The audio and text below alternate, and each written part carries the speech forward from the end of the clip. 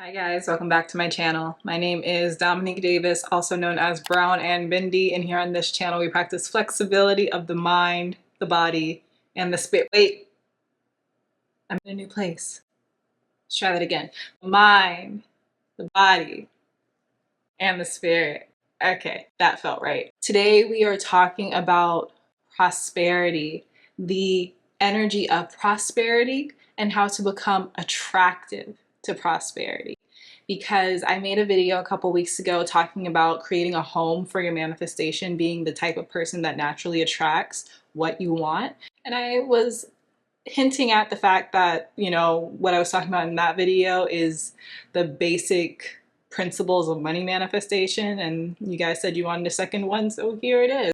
For the purpose of today's video, we are going to be talking about prosperity as if she is a woman, because I think that the concepts that we're going to talk about are a little bit easier to understand when you think of the energy as a person. Whenever we manifest anything, the speed at which we manifest is determined by our relationship with that thing. How do we see that thing? What is our perception of that thing versus our perception of ourselves? And that goes into our belief system.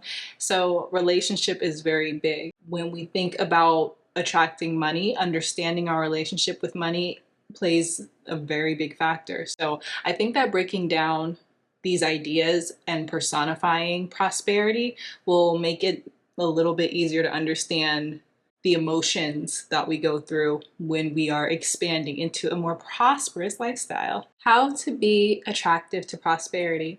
The first thing I want to talk about is peacocking. To peacock means to showcase yourself in the most attractive way possible so that the person that you are attracted to becomes attracted to you. So if you were at a party in a room with a lot of different people, let's say prosperity was in that room with you, how would you behave in order to make prosperity notice you, to pique her interest, to make her want to get to know more about you? Before we get into what we would do, let's talk about what we would not do. If we like someone, if we want to attract someone, what we're not going to do is stand in the corner and stare at them. Because when we do that, we make it that person's entire responsibility to identify what our stare means and to approach us. We make it all their responsibility, and honestly, it's really creepy. You don't want to stare down somebody that you're attracted to.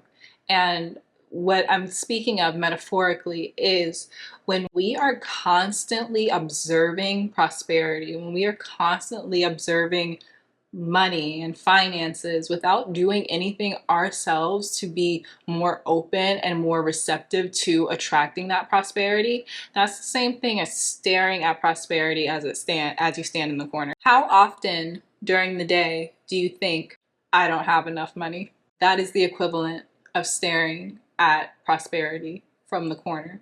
Going throughout your entire day having thoughts come up that say, oh, I wish I had this. Oh, I wish I had that. I need this, I need that. If I don't have this money by this time, this will happen. If I don't have this money by this time, this will happen. Going to the store for a very specific item, and instead of just going to get that item, observing everything that you cannot afford. Constantly cultivating feelings of lack around money when there was no reason to. And of course, I'm not blaming you. This is because of patterns. These are because of scarcity patterns. But we want to notice when we begin to do this. When do we start to notice our lack mindset, and when does it come up? And is there any way that we can catch it in its tracks and say, this does not really support the type of person I'm looking to become? Something that we could do to make prosperity notice us is to be generous. We can go around the room and speak to people and give value to people and give our time to people.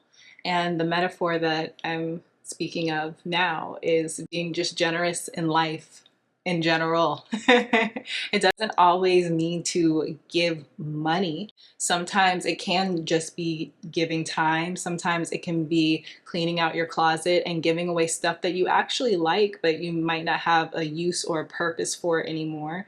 Not only giving when you're comfortable giving, because when we give from a place of wanting to give value versus wanting to pat ourselves on the back, we are confirming to ourselves that we believe that abundance is endless and whatever we give away, we will truly receive back. And prosperity knows. Prosperity knows when you're only being generous because you know she's watching. You don't want to just give because you think someone's going to congratulate you or you think someone's going to see you in a certain way. You give out of the goodness of your heart and you give often. Finally, if we are in the room with prosperity, what is one more thing that we can do to attract her, to make her come speak with us? Something that we can do is admire her relationship with other people. We can see who she's talking to and then go talk to those people and get to know them, see what she sees in them and enjoy their company. And what this is a metaphor for is when you see other people who are achieving what you want to achieve, when you see other people making the income that you would like to make, not becoming jealous. Because what's the easiest way to push a woman away is to be overly jealous, right? To breathe down the neck of anyone else who's talking to her. So you don't want to practice jealousy when it comes to prosperity because that's going to make her want to run far, far away. Instead, you want to notice how prosperity is in the lives of others and admire the presence of prosperity in the lives of others. And notice when you start to become jealous, knowing that that jealousy is rooted in a fear that she can't like more than one person. And that's just not true. Just because prosperity has feelings for other people does not mean she likes you any less. The second way to attract prosperity into your life is to practice contentment and gratitude with her. I'm going to continue personifying prosperity because everyone loves to say, I'm grateful, I am grateful, I'm content, I'm happy. Everyone loves to say that.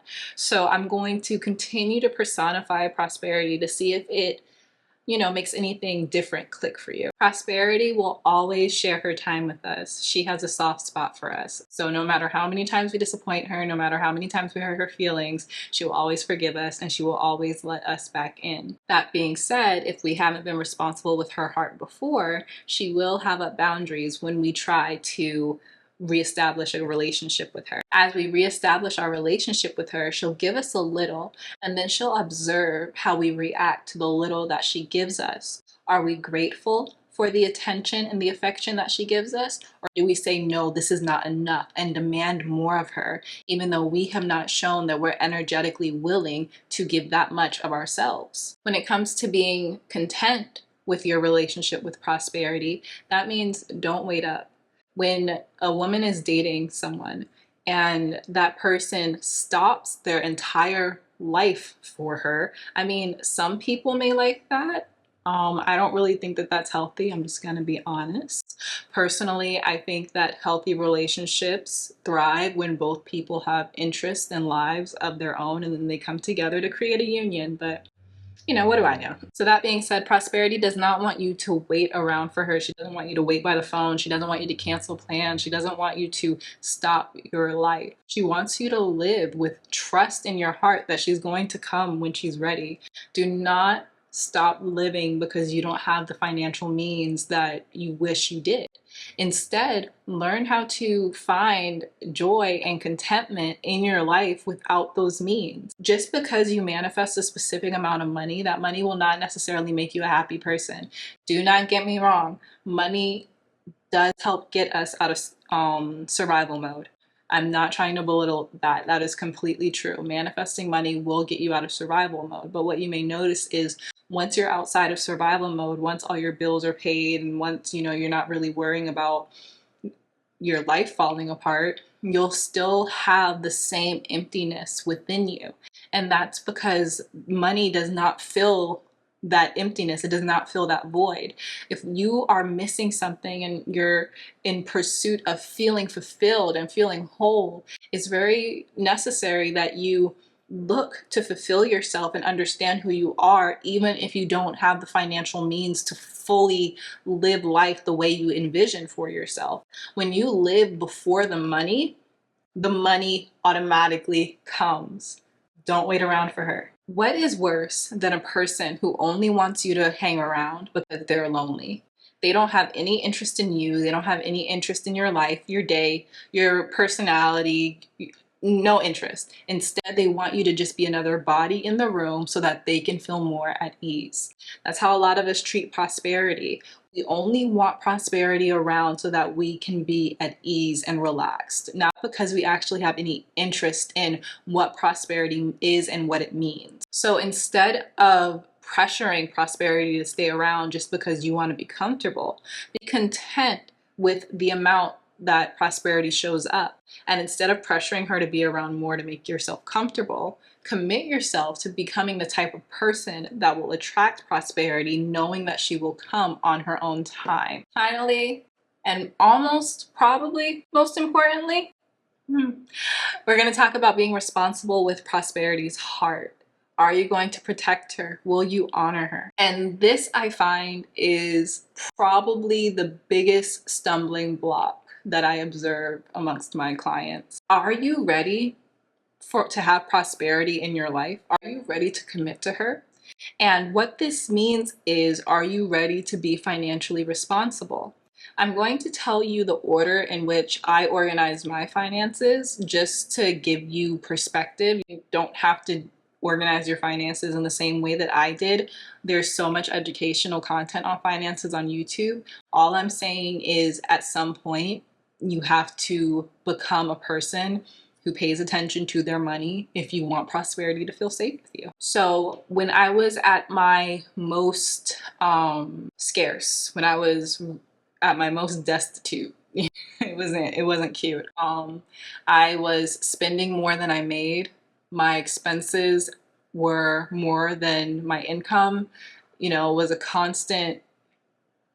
was constantly being disappointed when I got paid because I would have nothing left over and not have bills paid. It was really frustrating. And what the first thing that I did after reading Asking It Is Given. I think it's even one of the exercises in the books. Was I counted up everything I made, all the money that I made in a month. And I knew that I wasn't making as much as my responsibilities required. I knew that, which is what made it really hard to do. But the only way that you can be grateful for your money is to know how much money you have. So I counted all my money, I saw it down to the cent, and then I counted up all my expenses down to the cent. So it was a very intimidating process, and I was not proud of myself. But that was the first, I remember, I will never forget it. I remember I was sitting on the couch. I believe that I was pregnant, and I just had all these bills in a folder, and I remember feeling empowered. And then I believe the Abraham Hicks exercise says to write paid on all of the bills to feel in your body how it would feel if all of these bills were paid. And it was a magical experience because it was the first time I saw outside of my situation and imagined that I could live in a reality where I wasn't drowning in my finances. After I was aware of my money situation, I then moved to budgeting. This was not budgeting so that I could do something outside of my everyday routine. This was budgeting in a way where I was aware of how much income I had, and I made sure that my bills were being paid, even if that meant I was eating ramen and peanut butter sandwiches every single day. And this was so powerful because this really taught me that if you budget, you'll never run out of money. If you budget, you will never run out of money. Now, that being said, while budgeting, you may learn that you can't afford certain things and that you might have to sell certain things, or you might have to change where you live, or you might have to get a roommate. Budgeting will teach you things about your lifestyle. But when you budget, you can never run out of money because you know what's going on. After budgeting, I began to prioritize paying off my debt. And it started with like the smallest payments. I was paying $25 a month towards my debt. And it didn't feel insignificant at the time. It felt like I was an adult. And I just remember it so clearly, the shift from being a victim to you know, not being happy that I didn't have a bunch of extra money, but I was handling my business, you know? And that's really empowering. That's really empowering. And it's from that place that prosperity will notice you and say, okay, this person will take care of me. So from that point, I began to make financial plans for my future. I was budgeting, I was paying off debt, I was saving, and in a couple of years, I would start investing. But from that specific place, I sat down and I said, okay, I'm no longer drowning. How much money would I have to make in order to fulfill all these obligations that I am now very aware of and to still live a life where I'm having experiences and where I'm having fun? What would that take? And from that place, I was able to come up with a honest number, not a number that's a fantasy, but a number that covered my expenses, a number that covered my debt, and a number that would allow me to live in the way that I wanted. And the rest was history. It's wonderful and also kind of frustrating because you also realize that some people's parents did teach them this stuff, but a lot of people's parents did not. So when you learn it as an adult, when you learn to be responsible with prosperity's heart as an adult, you understand that it's not just for prosperity's benefit, it's for your own. Because what's worse than being in a relationship with someone and not feeling like you deserve that person? This way, you know that you are equally yoked, a perfect match for prosperity, and that you guys will live happily ever after. This video is long. I hope you guys don't mind. I love this. I love this video. I had a really fun time writing the blog post, so please make sure you check that out if you'd like to dig a little bit deeper into this. It's the blog post that you guys picked. I asked you last week which one you wanted me to write about, and it was this topic, so I hope that you enjoyed this topic. I hope you enjoyed the blog post. If you like this video, give it a thumbs up so other people on YouTube know that it's valuable. Also, if you'd like me to expand on anything that I talked about, let me know down in the comment box and I'll be happy to do that. Last but not least, please make sure that you are subscribed and that you click that notification bell so you can be notified when I come out with a new video and so that you can join the Brown and Bindi bunch. I love you so much. I'll talk to you next time. Bye.